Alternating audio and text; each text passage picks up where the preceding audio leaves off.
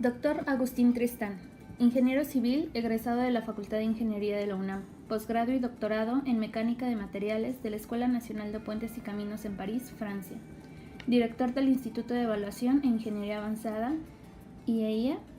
Cuenta con más de 35 años de experiencia en el área de simulación por computadora para proyectos de ingeniería civil, piezas y estructuras mecánicas, y en el área de evaluación educativa, enseñanza de las matemáticas, técnicas didácticas en general y desarrollo de software especializado en educación.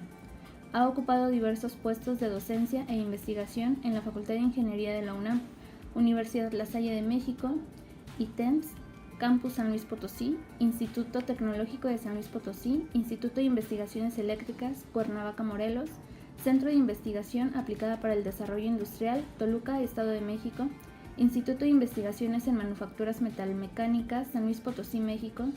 Es director general del Instituto de Evaluación e Ingeniería Avanzada, además de consultor analista registrado en el Institute of Objective Measurement de Chicago, Estados Unidos, para análisis de RASH, NAFEMS ISO Gran Bretaña, Conocer en México. Ha sido editor técnico de la revista Avances en Medición y de la revista Magisterio en Colombia, entre otras, y es miembro honorario de la Sociedad Peruana de Evaluación Psicológica. Bienvenido, doctor Agustín Tristán.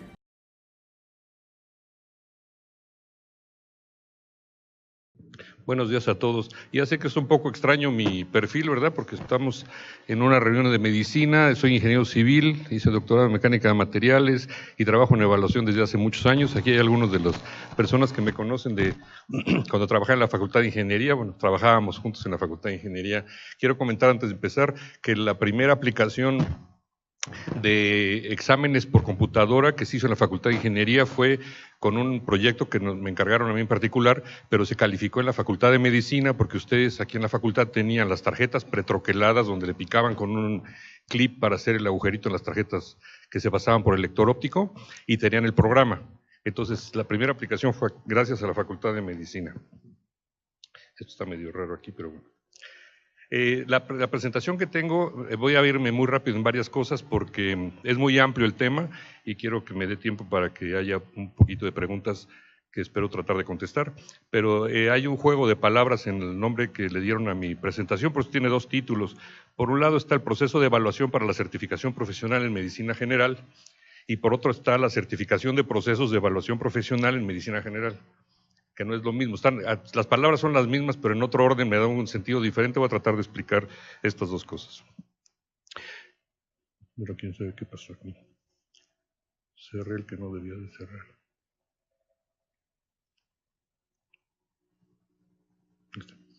El plan de la presentación tiene esta cantidad de puntos. Una parte, dudé si a presentar el instituto, pero como sé que muchos no conocen qué hacemos en el instituto, valía la pena hacer una presentación muy breve.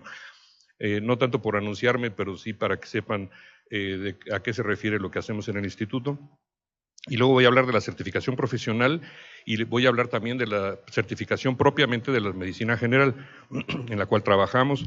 Presentaré el modelo de evaluación, la descripción de la prueba de manera muy breve y uno de los aspectos importantes, la calibración y el análisis que hacemos y la calificación dentro del punto de corte y la escala, los materiales que entregamos al sustentante y unos nuevos desarrollos que estamos realizando con este proyecto. Con relación al instituto, es una sociedad civil, estamos en San Luis Potosí. Soy de la Ciudad de México, estudié en la Facultad de Ingeniería, pero vivo en San Luis Potosí desde hace 30 y tantos años y tenemos algunos representantes en Centroamérica y en América del Sur y dedicamos a dos áreas que son ingeniería y evaluación educativa. En asesoría, apoyo a las instituciones, ofrecemos software, cursos, etcétera. Esta es la parte que hago de ingeniería, tiene que ver con esfuerzos de formaciones, comportamiento termomecánico, fatiga. No es el tema de hoy, pero si les pudiera interesar a los médicos analizar el comportamiento mecánico de las prótesis, que seguramente es algo muy interesante, lo hacemos con este tipo de software para analizar cómo se comporta una pieza que le van a implantar a una persona y qué efectos puede tener si hay fatiga, etcétera. La ubicación del instituto, como no sé si hay personas que van a estar viendo esta presentación en otro país, creo que sí. Entonces, para que sepan dónde está San Luis Potosí, supongo que los que estamos aquí sí saben. pero de todos modos algunos no han ido a San Luis Potosí, hay unos lugares muy bonitos, les puedo recomendar, paso rápidamente para que estoy invitándolos a que vayan. Si quieren ver algunas de estas piezas en reducción, ahí en el Parque de la Bombilla, aquí en Insurgentes y ¿cómo se llama? José María Rico, no, bueno, Miguel Ángel de Quevedo, en la avenida, está enseguida hay una plaza que se llama San Luis Potosí y hay algunas de estas piezas en reducción, que es muy interesante que lo vean. Esa es la oficina central del instituto, ahí en San Luis Potosí.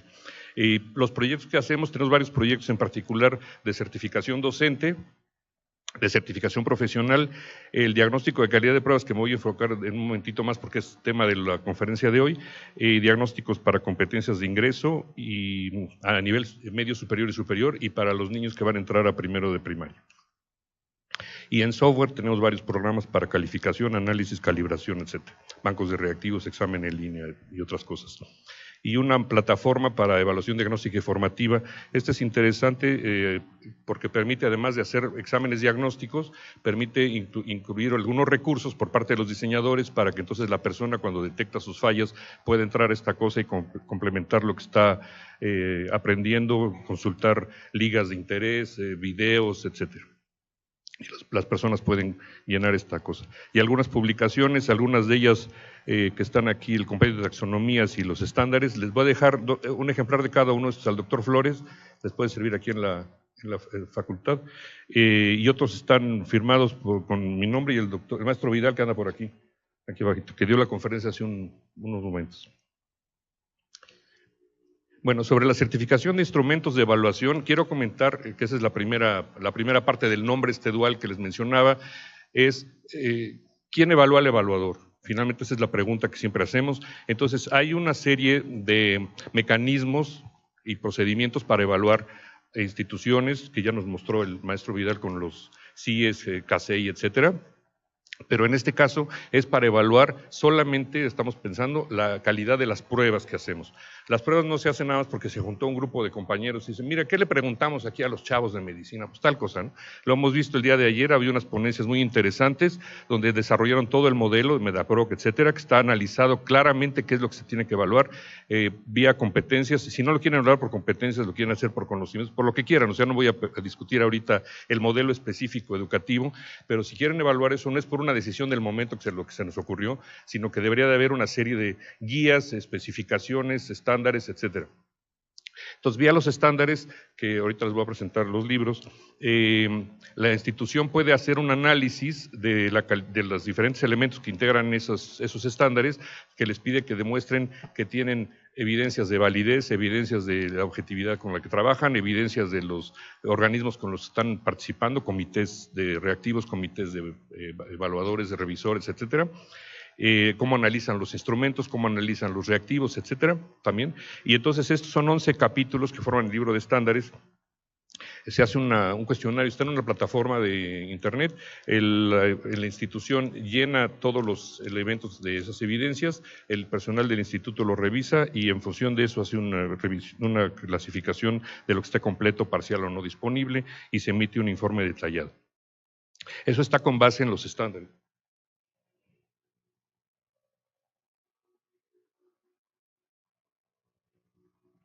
Aquí en la foto está la versión original que fue publicada por la editorial Magisterio de Colombia. Este de arriba son los estándares publicados por el Joint Committee AERA-APA-NSM en Estados Unidos en el 2014. Ayer, el día de ayer también se mencionó varias veces este estándar. Quiero mencionar que a mí se me hace muy interesante decirlo, porque si no lo digo yo, pues nadie se va a enterar, pero de los organismos que revisaron los estándares de 2014 de la era APA, el único que aparece mencionado dentro de eso es nuestro instituto, está en la página 9 Romano, si lo llegan ustedes a consultar. Nos da mucho gusto porque realmente no hay mucha participación por parte de instituciones latinoamericanas en esta revisión de estándares, y esta es la versión que hace la editorial Magisterio en México de este mismo libro verde.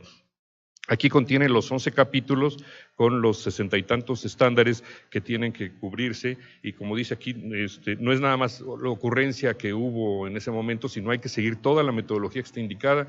El libro ha sido pues ya reimpreso varias veces y amerita una nueva edición actualizando algunos elementos.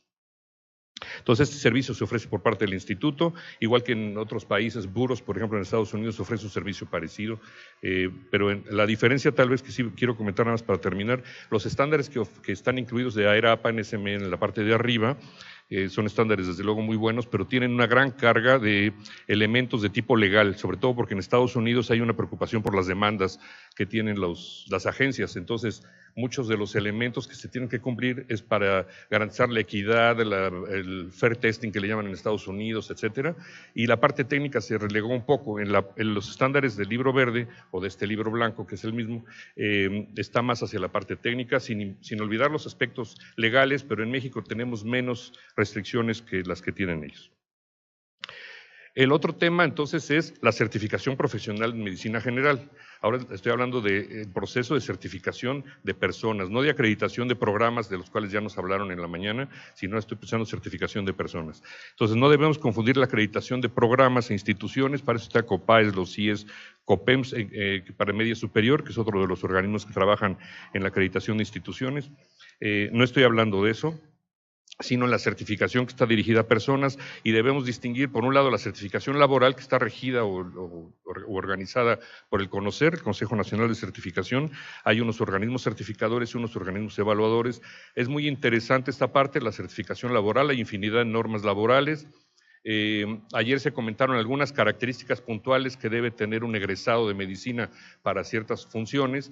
A mí me gustaría, como ingeniero civil que fui, ¿verdad? O que soy, digo que fui que estudiante, pues, me hubiera gustado que nos dieran como capacitación, pues, cómo echar un muro, ¿verdad? Hacer la mezcla, cargar los botes y organizar las cosas. Eso sería muy interesante, pero no es parte de lo que hace el ingeniero. Tenemos otro tipo de actividades que hacer, y esas funciones laborales, pues, las hace el albañil, el maestro de obras. Son actividades muy respetables, pero cada quien corresponde a un cierto nivel diferente. Entonces, las certificaciones laborales guardan un lugar específico y son cosas muy puntuales.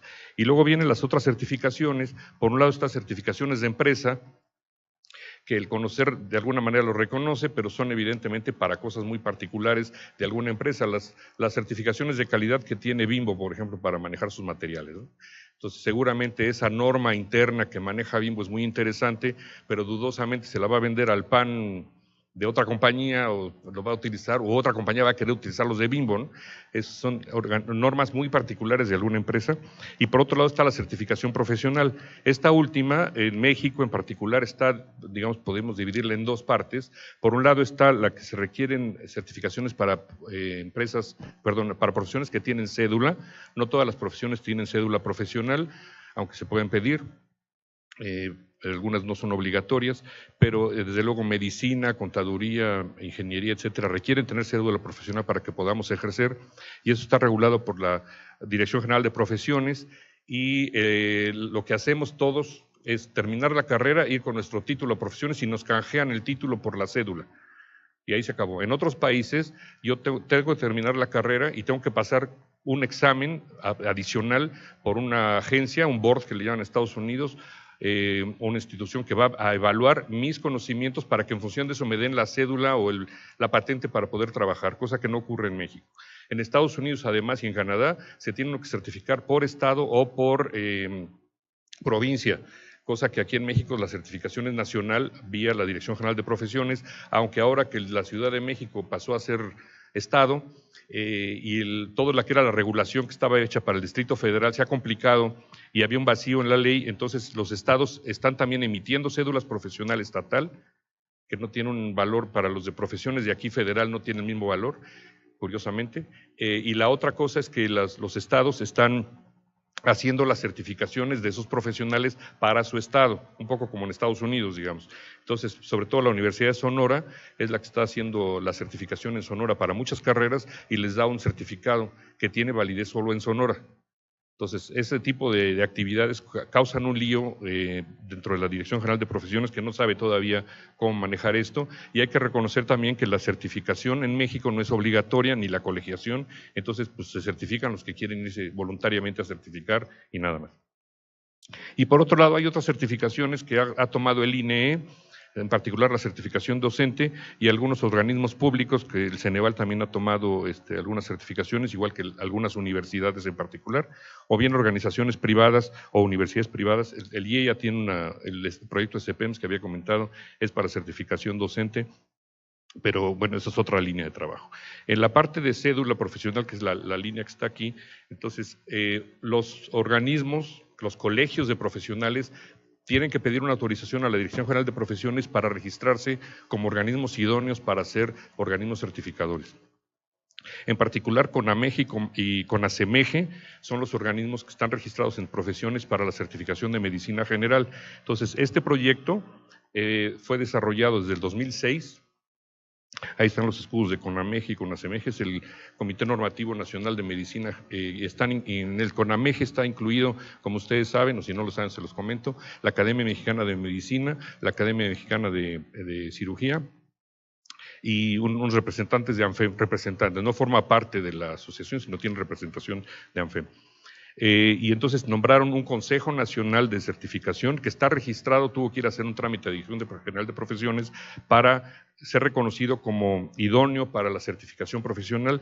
La renovación de esta idoneidad ocurrió en el 2018, la segunda ocasión en la que se autoriza por parte de la Dirección General de Profesiones que CONAMEJ haga la certificación, y para poder hacer eso requiere que tener un organismo evaluador externo que le ofrece la metodología de evaluación, es decir, no va al colegio nada más a registrarse, sino que requiere tener una metodología de evaluación.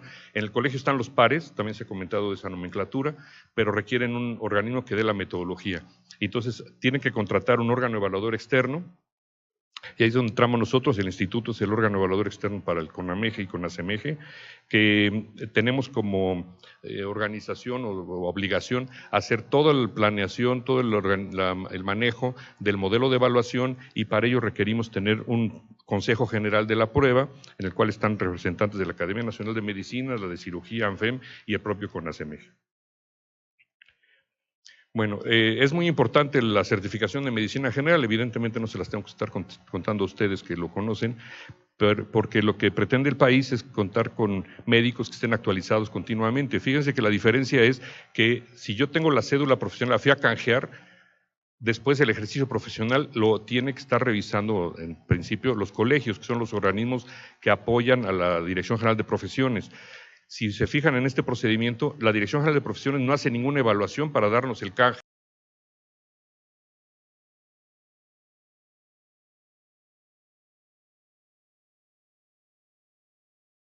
Certificarse. El proceso es bastante complicado, entonces, porque depende de la buena voluntad y del buen funcionamiento de algo que no está regulado, ¿no?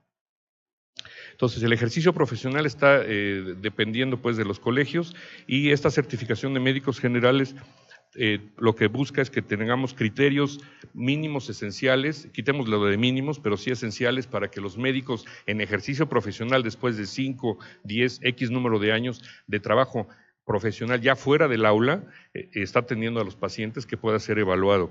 Entonces, requiere un modelo de evaluación específico para este tipo de profesionales. No es un examen de egreso de la carrera, y eso tiene que quedar muy claro para todos. El examen de certificación no es de egreso, porque ya las personas ya tienen 5, 10 años, 20 años trabajando, y lo que quieren es certificarse que están actualizados. Entonces, es un proceso muy diferente.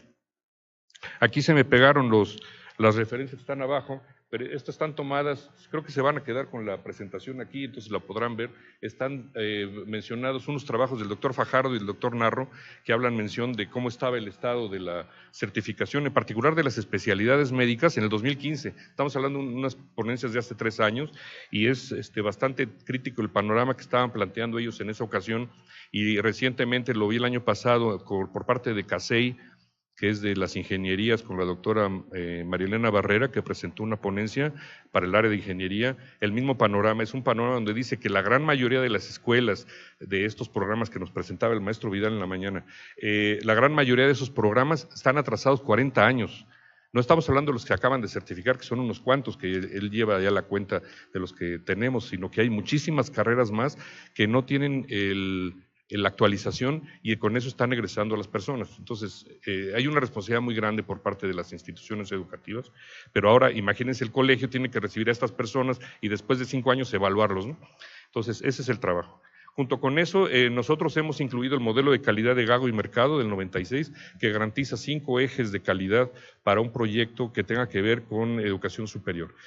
No es cualquier cosa, porque quiero mencionar que los modelos de calidad luego a veces se van hacia la parte industrial, es otro concepto de este caso, y para el caso de educación es muy interesante lo que está pidiendo el modelo de Gago, que incluye eficacia, eficiencia, etcétera. Son 5. Vamos a publicar nosotros el modelo actualizado con 6. Falta uno más, que sustentabilidad, que se está pidiendo actualmente como algo muy urgente. Bueno, esa es la parte rápida del tópico que quiero presentar, y entonces voy a presentar rápidamente los atributos de la evaluación. Desde ayer el profesor Muñiz nos habló de que tenemos que cumplir 3 elementos básicos: validez, objetividad y confiabilidad. En este caso es una prueba criterial, no es una prueba normativa, es una prueba por criterio de los perfiles profesionales en términos de competencias. Esta prueba, como les decía, se empezó en el 2006. La prueba de competencias primera que hicimos fue para docentes en el 2001, y aquí en México como que se hablaba de competencias, pero al mismo tiempo no se quiere hablar de competencias. Ayer nos hablaron del proyecto MEDAPRO, que está trabajando por competencias. Estamos ya hablando de un proyecto hace 18 años, digamos 12 años respecto al que hicimos para medicina. Está organizado por conocimientos, habilidades, actitudes y valores, porque los componentes de competencia deben incluir esas diferentes dimensiones.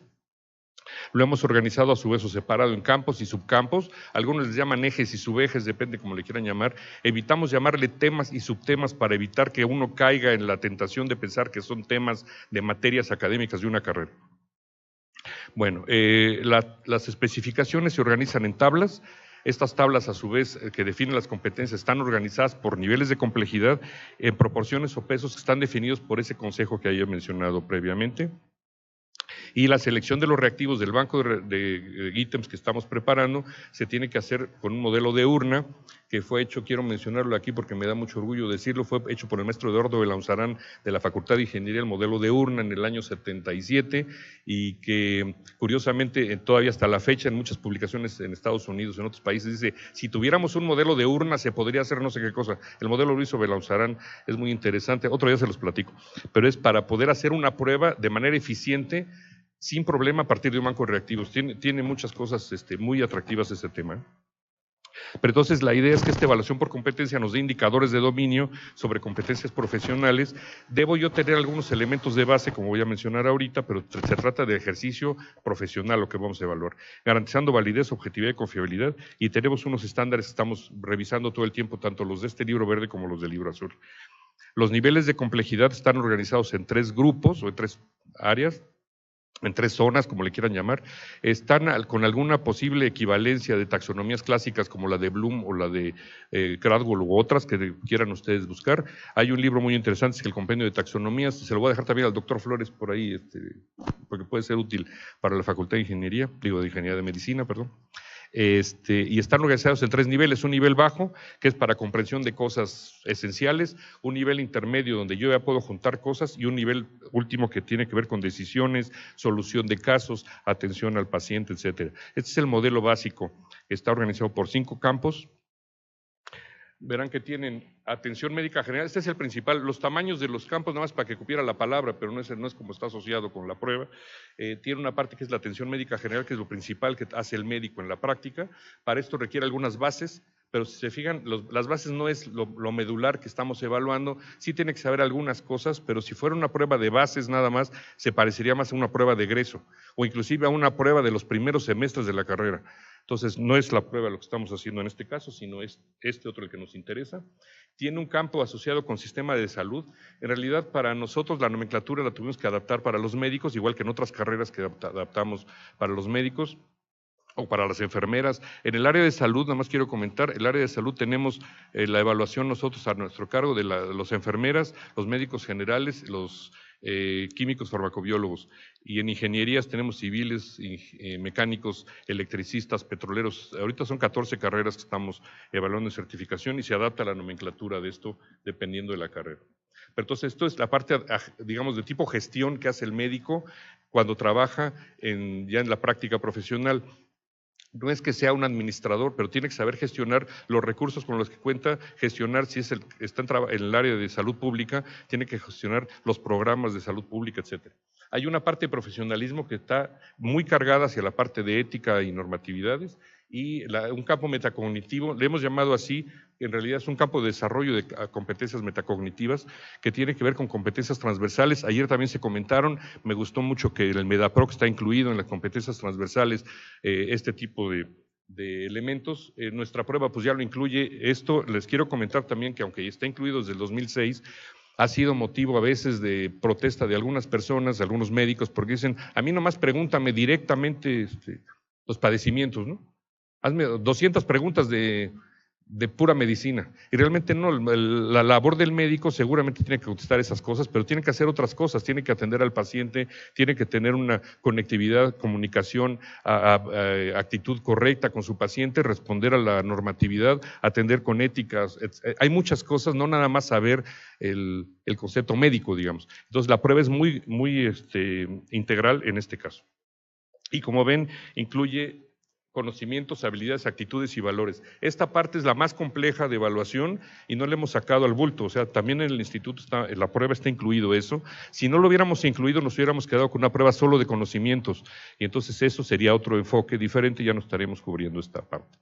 Nada más para que tengan una idea, no pretendo que lo vean con detalle, pero están los 5 campos: atención médica general, bases, etcétera, y la proporción que tiene, 40% es lo que corresponde a atención médica general.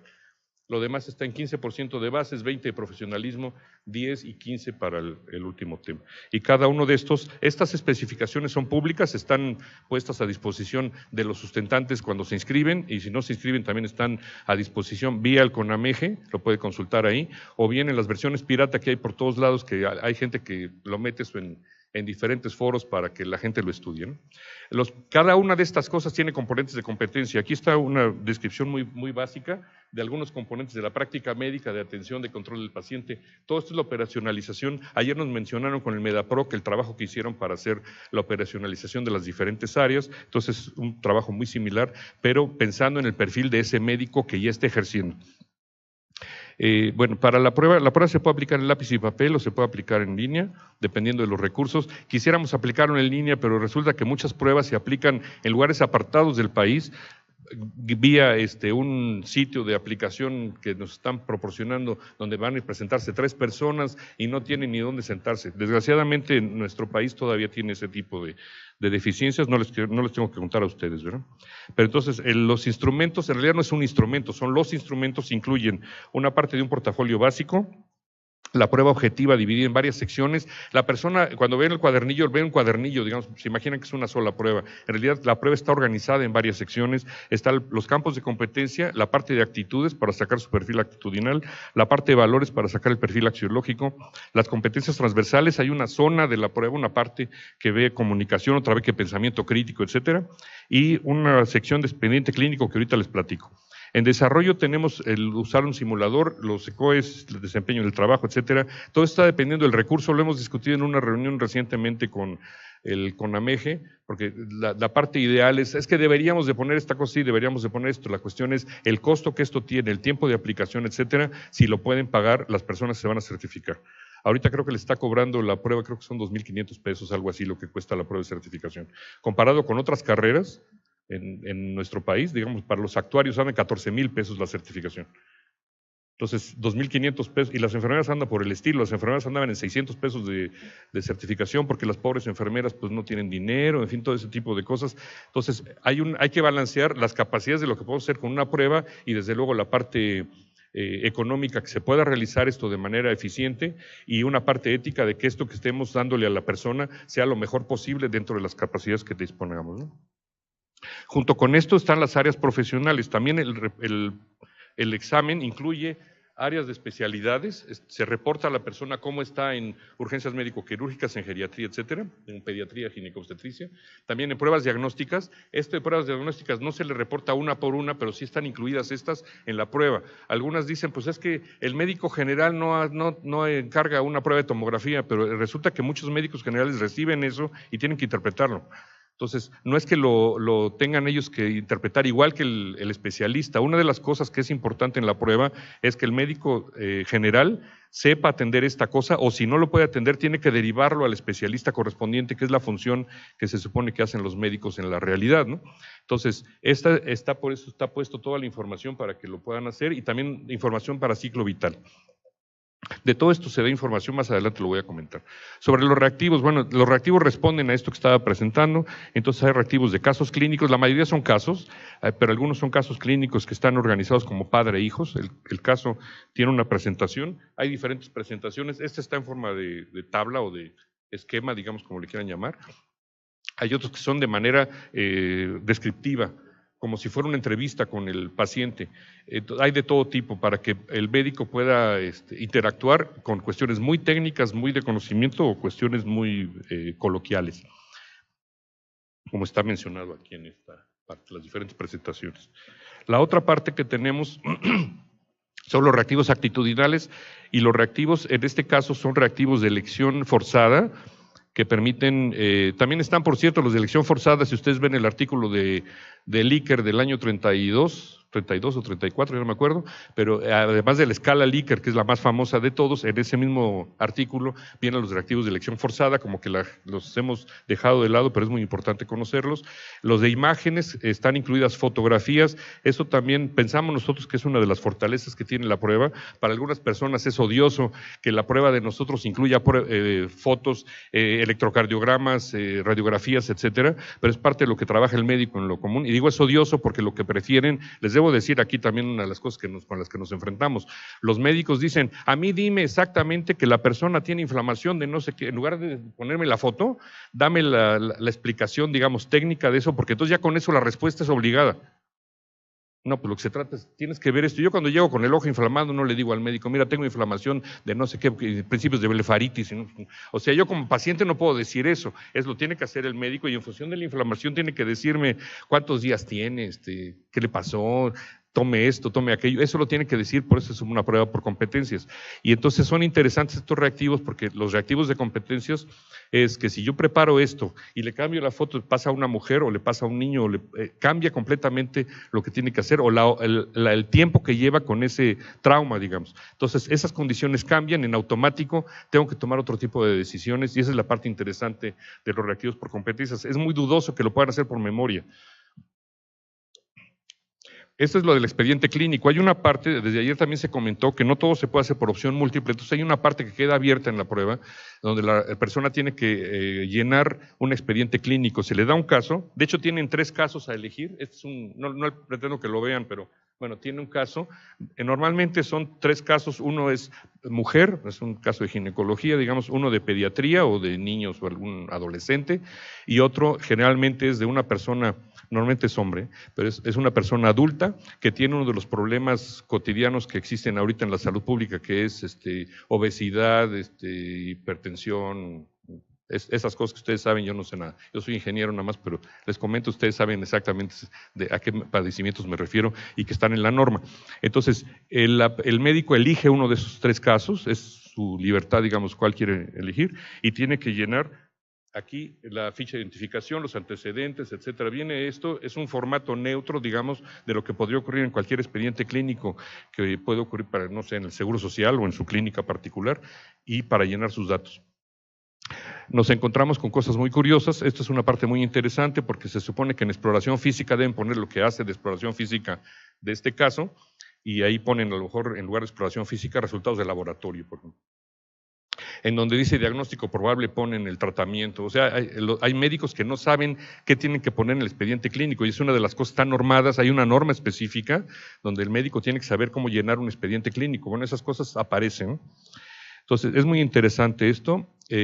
Una vez que termina la prueba, se pasa a un proceso de calibración, análisis, tiene varias etapas, no las voy a ver a detalle, pero lo que quiero mostrar es que hay varias etapas, se revisan los patrones de respuesta y se calibran los reactivos. A mí me gustaría, dentro de la aplicación en línea, entregarle de inmediato a las personas su calificación, pero lo que siempre estamos preocupados nosotros es tomar en cuenta las observaciones. Algunas aplicaciones, las personas tienen derecho a poner sus observaciones, hay un formato para eso, entonces nos ponen sus observaciones, queremos tomarlas en cuenta antes de calificar, porque a veces tienen razón. Y la otra es que algunos reactivos no se comportan como uno esperaba. Se comportaban bien en Puebla y resulta que ya no están comportando bien en otra parte del país o en el resto del país. Entonces, nos gusta revisar esas cosas y para el expediente clínico obligatoriamente tenemos que estarlo revisando. Estamos desarrollando un software para hacer la calificación automática del expediente clínico, pero por lo menos en este momento se revisa y se codifica, o sea, los codificadores llenan esto y esto ya pasa a la calificación posteriormente. Hacer una precodificación. Y también hacemos una serie de verificaciones de nuestros reactivos, unos que le llamo fusible, no sé por qué les llamé así, pero se me ocurrió, otros son duplicados, hay reactivos duplicados en la prueba para ver cómo se comportan en la primera y en la segunda parte. Observaciones de la aplicación, ya les había mencionado, la tasa de frecuencias de reactivos no contestados y también una cosa que le llamamos análisis de la práctica más común. Estos reactivos que les decía fusible, que les digo no sé por qué les llamé así, pero bueno, se quedó, son para verificar si la prueba realmente es tan difícil como dicen, porque nos han comentado algunos médicos que la prueba está muy difícil, es muy exigente, comparado con la prueba que hacían antes, no les voy a platicar ahorita, pero con la prueba que hacían antes, pues claro, nuestra prueba, nada más de verla ya se asustan. Y entonces, en la guía, hay una guía para que el sustentante se prepare, vienen algunos ejemplos de reactivos, algunos ejemplos de la guía aparecen en la prueba. Entonces, si vieron esos reactivos de la prueba, tienen que al haberse ese contacto, tienen que ser contestados de otra manera y son de los que revisamos ahí. Revisamos además copia y revisamos otro tipo de cosas que pueden ocurrir, como acciones fraudulentas en la prueba. A pesar de la vigilancia, debo decirles, estamos en confianza, pero debo decirles que todas las carreras que evaluamos nosotros, los médicos son los que más fraude cometen. Me da mucha pena decirlo, pero bueno. El expediente clínico, aquí está las características, entonces lo están llenando aproximadamente el 60% de los casos de las personas y luego tienen una cantidad de omisiones y de errores específicos, ¿no? Vean aquí, podemos sacar reportes interesantes del expediente clínico, además de dónde es donde están fallando más. Vean que la punta de esto está en las normas. No conocen qué norma se aplica al caso de la, ¿cómo se llama?, de la obesidad, y que debería de ser el de las cosas más obligatorias pues para la práctica médica, ¿no? La vigencia, el expediente clínico al final dice, si usted hiciera esta cosa, ¿hasta cuándo debe conservar el expediente clínico? La vigencia está indicada en la norma. Y hay personas que dicen un mes, 2 semanas. No, ustedes saben la respuesta o deberían saber la respuesta de cuánto deben guardar la norma, ¿verdad? Del perfil actitudinal y de valores también sacamos reportes. Y también, ahorita hay 3 perfiles básicos, un paternalista o protector, si quieren llamarle, un perfil medio y un perfil más indiferente. Los médicos no se van a no certificar o así certificar en función del perfil.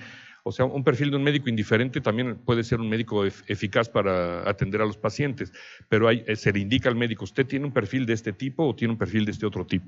Las enfermeras, por ejemplo, son más proclives al perfil paternalista, por la formación que tiene, el tipo de actividad, ¿ven? Y los médicos son así un perfil un poco más intermedio. Bueno, y luego está el perfil de valores que también lo analizamos, a cada quien se le indica su resultado. Y otra cosa que es muy importante, consideramos que es de los aportes atractivos del proyecto, es el poder emitir un informe de los casos de iatrogenia. Las profesiones de salud, medicina, enfermería, etcétera, tienen un componente importante de errores que pueden inducir iatrogenia. No todos los reactivos tienen esto, evidentemente, pero algunos sí incluyen un componente de iatrogenia. Entonces lo detectamos eso, cuando se hace el reactivo se indica cuáles reactivos sí tienen iatrogenia y las personas que contestan estos también se les reporta. Usted puede cometer una iatrogenia por tales y tales cosas. Y este es uno de los aportes interesantes que tiene el proyecto y estamos teniendo un promedio de 24% aproximadamente de casos que aparecen iatrogenia dentro de la prueba.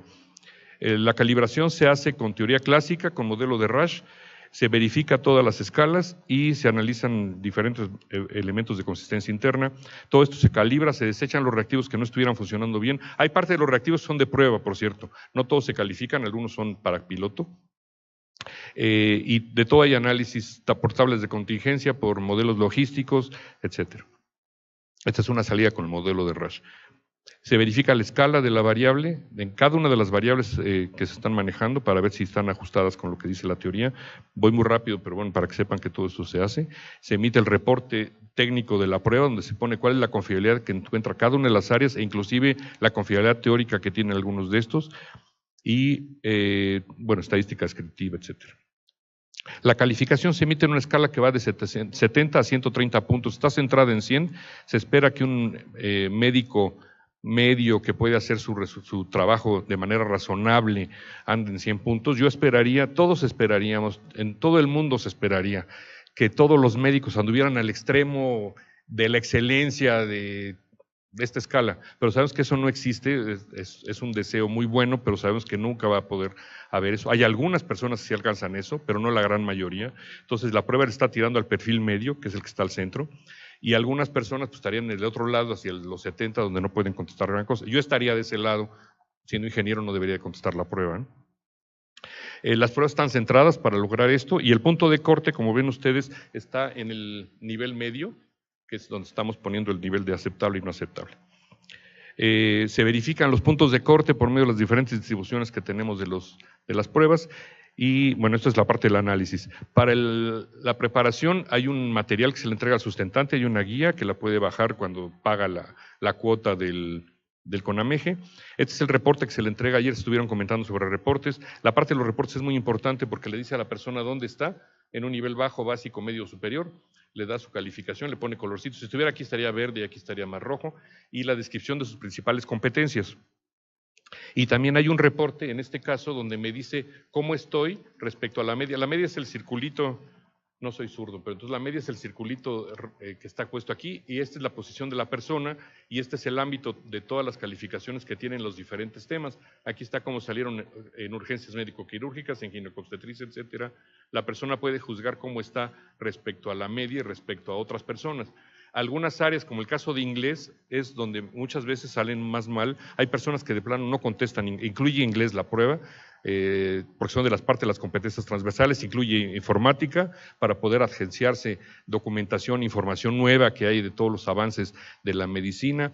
En fin, como les digo, incluye muchas competencias, como está hecho por competencias, no por conocimientos nada más, incluye todas las competencias transversales que debe cumplir el médico. Cuando hemos visto nuestro perfil comparado, bueno, ayer me gustó ver lo de Medaproc, y cuando veo los perfiles que hay en otras latitudes, o lo que proponen otros proyectos, están preocupados siempre por las competencias transversales y que hay que desarrollarlas a nivel universitario, pero aquí ya pasaron la universidad, es gente que está trabajando, y algunos dicen, como yo ya estudié hace muchos años, yo ya no tengo que saber esto. A lo mejor con más razón tienes que saberlo, tienes que estarte actualizando todo el tiempo, ¿no? Hay informes institucionales que se producen para el CONAMEGE y por los estados eventualmente si lo quieren, y disponemos de una herramienta en Excel para hacer todos los análisis, gráficas y cosas así que puedan requerir. Normalmente esto lo pide la Dirección General de Profesiones para ver si efectivamente se ha llevado el control de todos los sustentantes que se tienen. Ha habido hasta ahorita, cuando menos con nosotros, 29 promociones, generalmente son 3 promociones por año. Ha habido 29 promociones realizadas, más las que hizo CONAMEGE años antes de que fuera aceptado en el convenio de idoneidad. Bueno, los de actitudes y éticos me voy a pasar un poco más rápido. Las fallas más frecuentes también se reportan. Esto de las fallas frecuentes son interesantes para el CONAMEGE porque podrían ofrecer vía organismos que trabajen con ellos, capacitación, actualización, cursos de formación continua en las partes que son con mayor número de errores, ¿no? En este caso, por ejemplo, enfermedades dermatológicas, fuentes de información electrónica, etc. Y luego, para los nuevos desarrollos, bueno, el examen es interesante por las diferentes cosas que combina, la escala, el desarrollo del expediente clínico, se puede, decía, hacer en computadora en el mismo papel, los modelos de reactivos, el uso de casos clínicos, la imagenología, etcétera, la evaluación de actitudes y valores que generalmente se deja de lado, los manejos de la iatrogenia. Y los reportes a los sustentantes y a las demás personas. Como nuevos desarrollos quiero mencionar, está el reactivo de respuesta predominante, lo han utilizado algunas otras agencias en el mundo, creo que Nestlé y otras de esos que dan cursos a los médicos. Lo usamos nosotros en el perfil actitudinales para identificar cuál es la respuesta más frecuente que dan los sustentantes y la respuesta más frecuente que dieron los expertos que hicieron el reactivo. Que no necesariamente la respuesta correcta, sino es la más frecuente, la más socorrida, la que más creen las personas que es. Y la otra es el simulador. Les quiero comentar del simulador. Si ustedes quieren entrar, los que quieran entrar ahorita a su teléfono pueden meter esa dirección. Les aparece el simulador por si tienen la curiosidad de hacerlo. Este simulador fue desarrollado hace muchos años, en particular para los médicos veterinarios. que es otra de las áreas con las que trabajamos, pero bueno, está utilizándose aquí. Este simulador, cuando entren, no van a ver el simulador para medicina, el que está puesto aquí en la demo de esta dirección, es un simulador para los peritos contra incendios, que es otra de las áreas con las que trabajamos. Entonces, el simulador, para los que no entren y lo quieran ver aquí, más o menos la idea es que presenta diferentes elementos. Aquí está el caso: recibe un paciente de 35 años con molestia para calzarse los zapatos y caminar. Puede ser más largo o más corto. Aquí puse una descripción muy breve para no ocupar mucho espacio, pero viene toda la descripción. Y entonces, lo que está de este lado es lo que aparece en el simulador. Y entonces me dice, quiero los datos de exploración física. Entonces, si le marco eso, lo que me aparece es la información que está de este otro lado. Yo tengo que marcar, desde luego viene una explicación previa en el simulador, nos dice, va usted a hacer esto, funciona de esta manera, etcétera. Lo estoy haciendo muy rápido. Pero entonces, si yo marco esto, es que me interesa saber cuáles son los datos de esta persona, su estatura y su peso. Lo que me dice aquí es que tiene un problema de molestias al calzarse los zapatos y caminar. Entonces quiero saber cuánto mide y cuánto pesa. Si eso me interesa, lo pido. Y me aparece eso. Mientras tanto, no lo veo, ¿verdad? No lo puedo tapar con mi mano, pero ustedes tienen que imaginarse que está ahí tapado. Le tengo que preguntar, ¿consume tabaco y alcohol? Porque a lo mejor eso tiene que ver con la molestia de las piernas, ¿no? De los pies. Si eso no me interesa, no lo pregunto y continúo. Si sí me interesa saber, entonces le digo, a ver, dígame usted esto, y entonces me dice, fuma 20 cigarros diariamente. Quiero ver cómo está la condición de sus pies, pues sí me interesa verlo, a lo mejor eso es una cosa obligatoria, ver qué aspecto tiene, entonces me aparece la foto. Y más información puede ser tanto en foto como, o sea, aquí está toda la multimedia metida en esta presentación. Y en función de las preguntas, algunas de estas preguntas son pertinentes para resolver el caso y otras son completamente no pertinentes para resolver el caso. Requiere una metodología de calificación para estas cosas, de lo que es pertinente y lo que no. Hay información como esta que me presenta resultados de laboratorio real, es una foto de un reporte de un laboratorio, no es inventado, sino que estaba encontrado por ahí. Y esto no sé si suene aquí, ¿eh? Déjenme ver, no.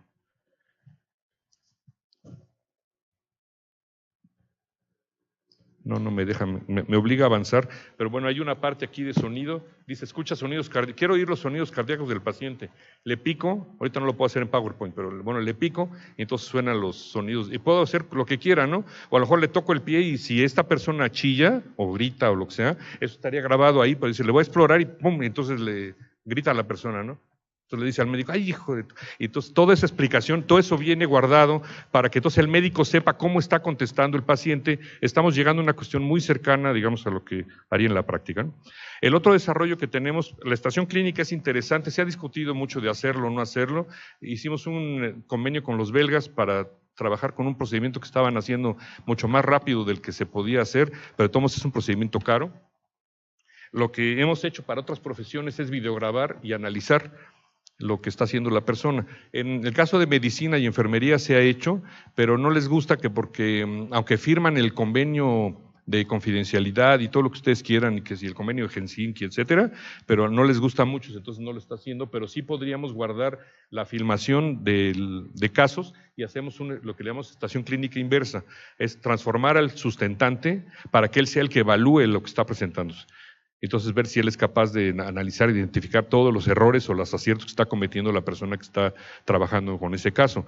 El software tiene la posibilidad de ver la filmación para avanzar, retroceder y para guardar o ir anotando los elementos que están evaluándose para cada una de las cosas. Lo puede usar tanto el sustentante como un evaluador si es que la persona nos manda su video. Esto se ha utilizado para los maestros, sobre todo para evaluación de su clase. Una clase de 50 minutos se graba. En este caso se puede ver completa y evidentemente es interesante porque cuando se hacía la evaluación en salón de clase, que iban 2 personas a revisar, se nos escapaban, a todos los evaluadores se nos escapaban cosas porque es muy rápido, está uno tratando de anotar, ver si lo hizo, ver si no lo hizo, qué dijo, y ya, el momento ya se pasó. En este caso, como está todo guardado, podemos regresar, revisar tantas veces como sea necesario. Si hay discusión entre los evaluadores, pueden revisar sus dictámenes, corregir, y una revisión de una clase de 50 minutos generalmente nos está llevando 2 horas y media de revisión con 2 personas, ¿no? Es evidentemente un proceso caro, pero es mucho más fino, permite ver más elementos y además tener evidencias. Si una persona llegara a reclamar, tenemos evidencias de dónde está pasando cada una de las cosas. Bueno, ya para terminar, entonces, los aspectos relevantes, todo lo que le estaba comentando, la escala, las competencias organizadas en los 5 campos, incluye las competencias transversales, casos clínicos, imagenología. Es una prueba muy completa, se nos hace muy atractiva. Quiero anticipar, nada más la última noticia que me dieron ayer, se está firmando un convenio para que se aplique la misma prueba en otros países, en Latinoamérica, lo cual pues es una buena noticia para, no nada más para nosotros, sino también para México, de decir, se puede exportar esta prueba a otros países porque la están viendo como un producto muy completo, ¿no?